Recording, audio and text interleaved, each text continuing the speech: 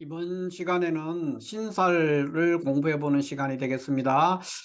신살 중에서 이 육수라는 신살에 대해서 한번 공부해 보도록 하겠습니다. 육수라는 것은 6개의 빼어난 것이다. 뭐 이런 뜻이 되겠습니다. 그러니까 60갑자 중에서 빼어난 6개의 일주, 뭐 일주를 기준으로 얘기하는 겁니다. 6개의 빼어난 일주를 이제 말하는데 이런 이제 육수가 있으면은 일주가 이제 그 구성을 보면은 6개입니다. 이게 6개를 육수라고 하는데 이것이 일주에 해당이 되는 사람들은 대체적으로 이제 이런 의미를 갖는다 이렇게 볼 수가 있습니다. 그래서 지금 천천히 한번 따져보면은 이 육수는 굉장히 기억하기도 좋고 그냥 단순하기 때문에 그렇게 어렵지가 않은 신살이 되겠습니다.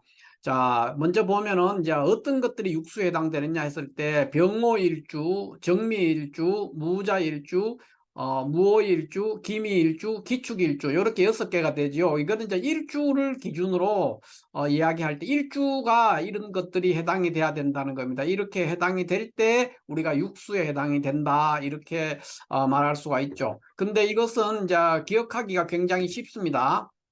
일단 병호 정미를 일단 기억을 하시게 되면은 화토동법이니까 무호와 기미를 자동으로 이거를 해당이 되겠죠. 이렇게 되면은 그래서 병호 정미와 무호 기미 이 네 개는 이미 육수로서 금방 한 번에 이거는 기억할 수가 있고 그 다음에 무자와 기축이 해당이 될 수 있는데 이 무자와 기축은 처음에 이제 여기 보시면은 무자는 이제 병호와 대비했을 때 지지가 충하는 글자가 되겠습니다. 이 토들은 이제 같은 글자니까 화토동법이니까 놔두고 지지가 병호의 지지와 무자의 지지가 충하는 글자가 되니까 무자도 기억하기가 쉽습니다. 기축은 뭐냐? 같은 토인 기미에서 지지가 충하는 글자가 되겠습니다. 이렇게 해서 일단 병호 정미를 외우게 되면은 기억하게 되면은 무호와 기미도 자동으로 기억할 수 있죠. 화토동법이니까. 그래서 병호 정미와 6개 중에서 무호 기미가 자동으로 해결이 되고 그 다음에 무자는 지지의 자수와 병호의 자수가 이렇게 충하는 거고 기축은 축과 기미의 미토가 이렇게 축미충을 하는 이런 관계가 돼서 무자 기축도 외우기가 굉장히 편합니다.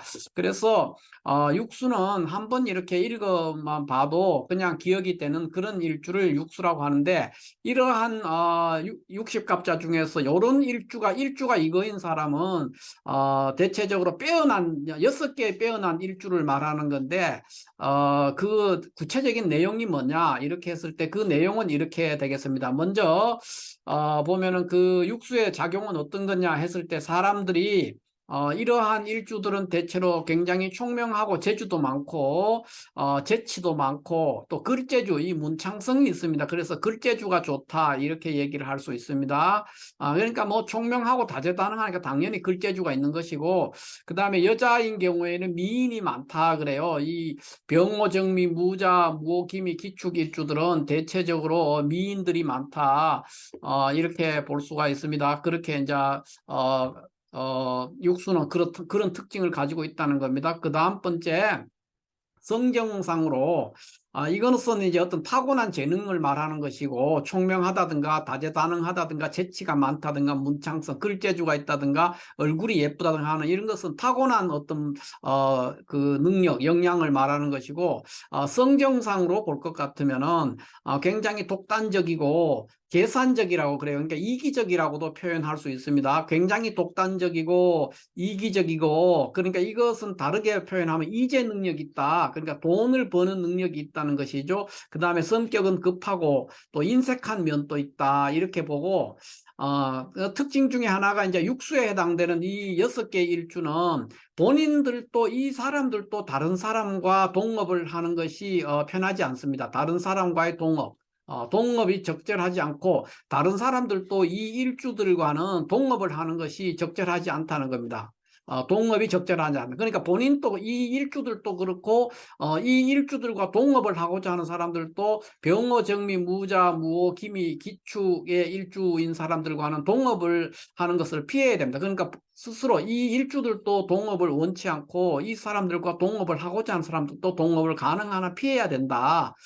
그런 뜻이 됩니다. 동업보다는 자기 일을 해야 됩니다. 이 사람들은 병호, 정미, 무자, 무오, 기미, 기축 일주들은 자신의 일, 자신의 사업이라든가 자신이 처음부터 끝까지 일을 다 하는 그런 일을 혼자서 하는 것이 굉장히 영향도 좋고 효율성이 높고 누구와 동업을 하면은 굉장히 분쟁이라든가 갈등 또 불만스러운 일들이 많이 생깁니다. 반대로 또 이 사람들과 동업을 하는 그 상대방도 마찬가지이기 때문에 이 일주들과는 동업을 피해야 된다. 자기 일을 스스로 혼자서 다 할 수 있는 사람들이라는 거죠. 역량이 뛰어나기 때문에 그렇습니다. 그게 왜 그러냐? 지금 여기에 보시면 굉장히 독단적이고 계산적, 그러니까 이제 능력이라고 했지만 계산적이다, 다르게 말하면 이기적이다, 이렇게 표현도 할 수 있죠. 그러니까 인색한 것도 해당이 됩니다. 이런 게 계산적이라는 게 인색한 거거든요. 사실은 이런 것들의 속성을 왜 갖느냐고 볼 것 같으면은, 자, 병호와 정미는 또는 무호와 기미는 굉장히 일간들이 강합니다. 기축도 마찬가지. 이제 화토동법이 아니라 간여지동 일주기 때문에 신강하게 되기 쉽죠. 간여지동 이런 거. 정미는 뭐 일지식신임에도 불구하고 이 미토의 기운은 정화와 비슷하게 굉장히 강한 기운을 가지기 때문에 이게 관대에 해당이 되죠. 기미도 마찬가지 관대에 해당되기 때문에 매우 일간들이 강한 그런 그 구조가 됩니다. 그래서 이렇게 일간들이 강한 이런 구조는 대체적으로 독단적인 수가 있고 또 굉장히 인색해질 수도 있고 뭐 계산적일 수도 있고 이런 현상들이 나온다는 겁니다.